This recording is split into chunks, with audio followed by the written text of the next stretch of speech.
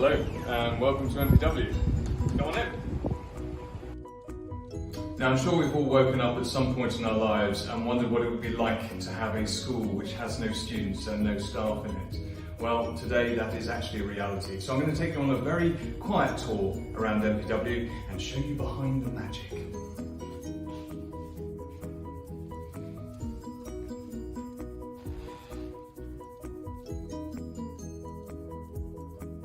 Now, the first place you'll come to when you come to MPW is into the Nerve Centre, right here in reception, where you'll be greeted by several warm, smiling faces, offered a tea, a coffee, a chance to fill in a form, and then to meet one of our staff.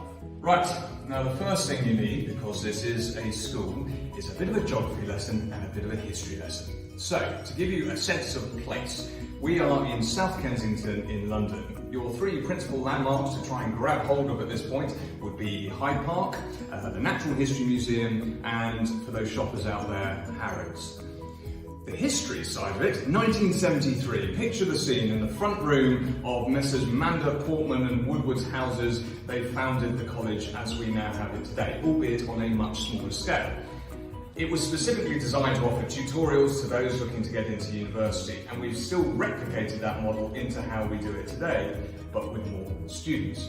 Our principal campus here in South Kensington has three of these townhouses, numbers 90, 91 and 92. They've all been knocked through at various points, so we can actually make this a more convenient tour for you. But the one abiding feature to these buildings, and the health warning I'll give you before we set off, is that there is an awful lot of stairs.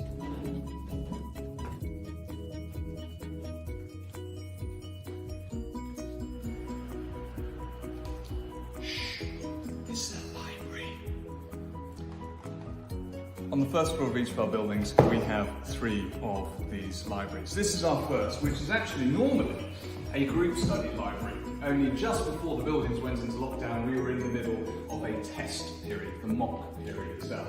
But usually you have groups of desks where students will come in and do group-based project work. In the next library across, that is where we have our silent library.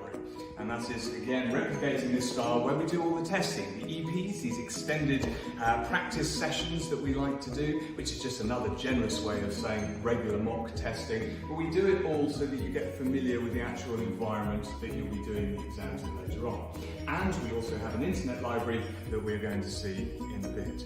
There is one thing I want to show you, which is a bit of a feature to MPW. In these grand old houses that used to be here, you always find little rooms off in different places, and you get a bit of a sense as to what these rooms used to be.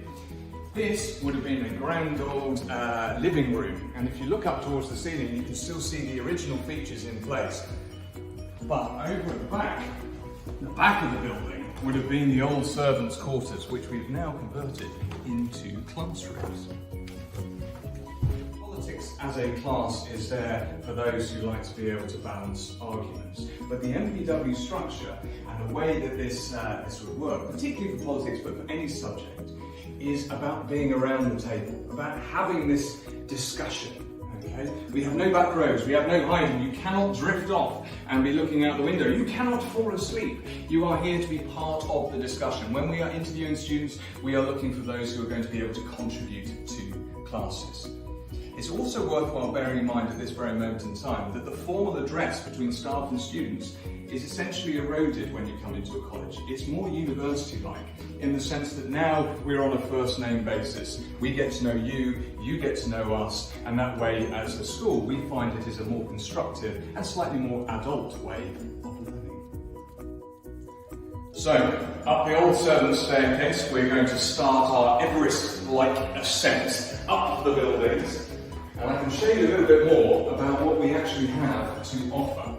On the second floor of each of our buildings is essentially the offices and the staff rooms.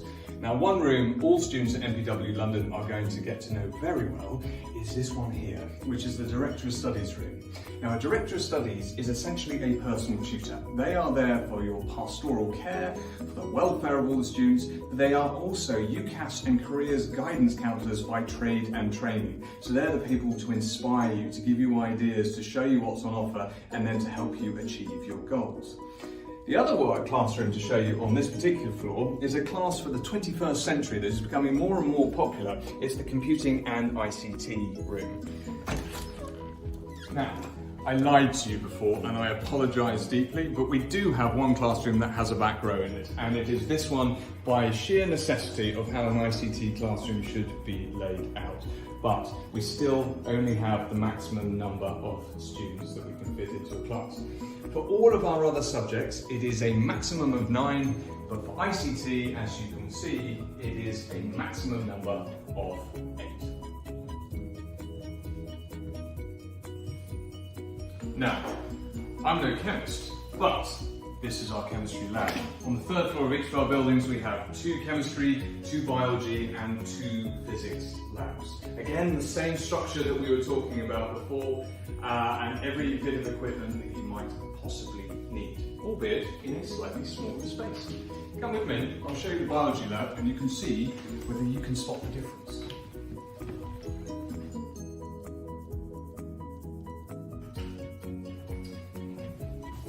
Well, I don't need these in here, but what you can see is that our biology lab is roughly the same as our chemistry lab, albeit with slightly different equipment. And this guy, of course. But on a more serious note, one thing that you do need to know about MPW is that we invest an awful lot of time into our medics, our dentists, and our vets. We have a medic program that caters for all of them, run by both myself and the head of science here, and fully supported by the science department. We on average have about 25, 26 medics, dentists and vets that come through here every single year, and our pass out rate for that is almost second to none. And now we have reached the halfway point, the very top of our buildings. And if you're at the very top, you generally tend to find you're doing a subject that doesn't require its own specialist equipment or materials. And these are subjects like geography or economics or maybe a history-based subject. If you generally tend to find you're at the very top of the building, you're more than likely to be amongst our fittest of the student body. But come into the economics room, because there are a few things I want to show you. The first of which is we have these little individual offices off to the side, and that's because outside of class time, one of the defining features of the way we like to teach is we offer surgeries outside. Learning is only ever half defined by what happens in the classroom anyway, or at least that is the way we like to see it. We also believe it is our responsibility outside the class to be able to offer extra help if a student needs it. And we generally tend to do that in these individual offices. It's almost like going to see an educational doctor, albeit in this sense it's the head of department or a senior tutor or someone like that. Have a look at this though. Have a look out the window at the moment. This is the other thing you've got to learn to love about London, is being able to see the rooftops, seeing the different styles of architecture, and on a day like today where the sun is shining and no people are out, you do get a sense of a different world.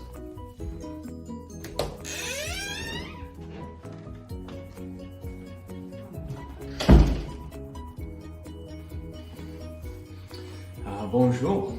Buongiorno, ciao, привет, and all the other ways of saying hello and welcome to the language laboratory. There's one thing that I've come to know after 14 years of doing this, which is that there's a great crime in the English system of people not knowing many languages, despite our great encouragement for them to do so. If you know languages, you are more attractive not only to employers in the future, but before that to universities. You have something that quite a lot of other students have already dropped much earlier than A-level and sometimes much earlier than GCSE. But we do offer a wide variety of languages. We offer the modern foreign languages of French, German, Spanish, Italian within there. We also offer Russian, Chinese, and on occasions we've also been known to do more individual languages, possibly like Greek or Arabic, should we be required to do so. What MPW does, and this is not necessarily unique to us, but certainly something that we are available to do, is offer 43 different A-level subjects. And you can take them in any combination, provided that it makes sense. There was a great bit of press not long ago about the fact that nowadays the Russell Group are not quite as fixed on this idea of facilitating subjects as they used to have. So what we try and encourage students generally to do is to take subjects that reflect them. We would want to encourage them to make sure they are balanced, that they make sense for the future, and that is always the position we start from, but also that they are taking subjects that they are necessarily going to enjoy. One other thing before we go down to see some of these more creative rooms is I want to show you on the first floor of 92 building, the Internet Library.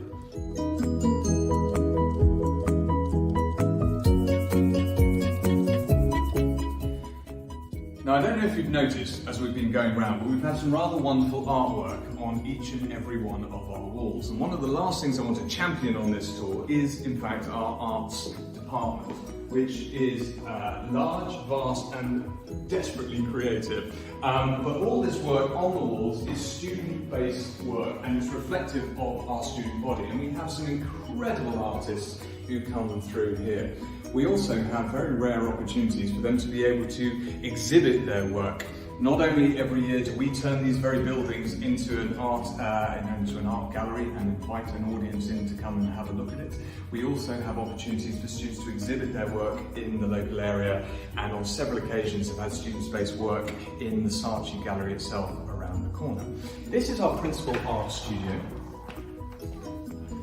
One of our larger rooms. It's certainly one of our brighter rooms if you look at the cupboards, but then again this is an art room, and you have to forgive slightly the mess that you find in any art classroom, but if there were ever any subject that were allowed to be in a mess, it is the art department itself. Who knows, it may even be modern art.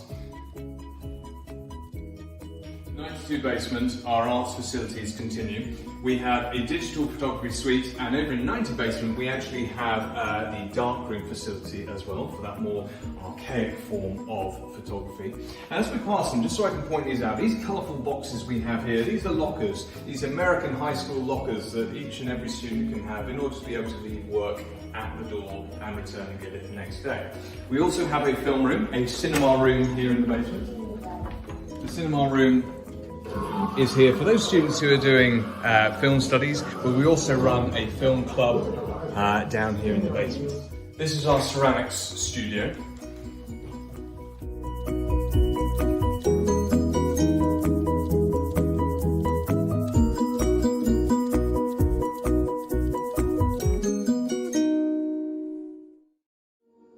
If you come through this way, I'll take you into our textiles room, but via the back door that students are never normally allowed to use. And into textiles we go. Textiles, fashion in textiles is a subject that is not only very much on the rise, but one of our most popular subjects nowadays.